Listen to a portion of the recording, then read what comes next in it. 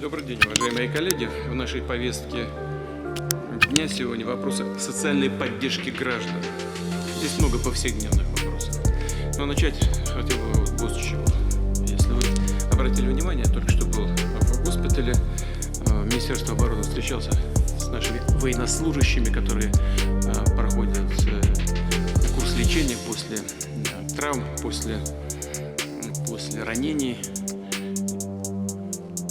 И не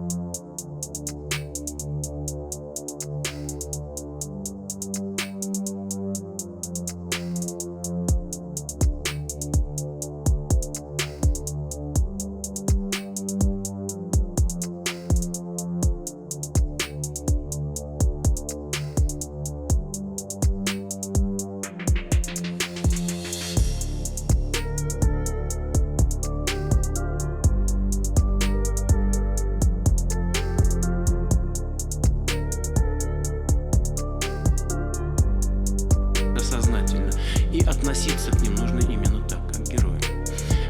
Почему говорю об этом? На коротке разговаривал с медиками.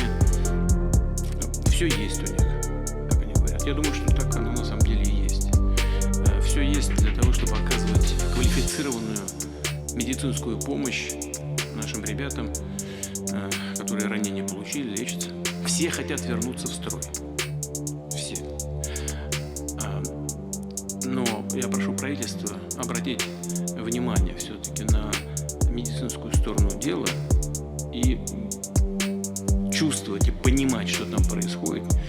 Если что-то нужно, следует оперативно, быстро и эффективно реагировать на любые потребности военной медицины.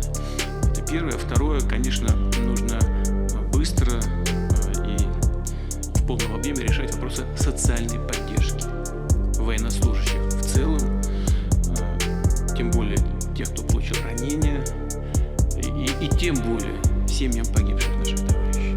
Своевременно, в полном объеме.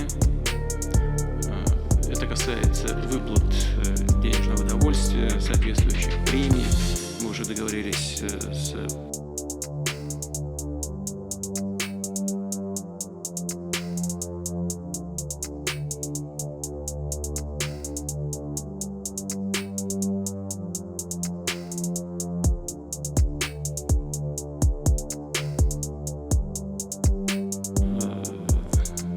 доллар в данном случае, а доллар, как известно, скукоживается, рубль укрепляется, поэтому нужно все это пересчитать и соответствующим образом осуществить эти выплаты.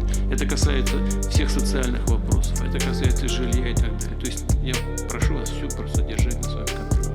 Министерство обороны делает это достойно, но там, где нужно подставить плечо, естественно, само собой,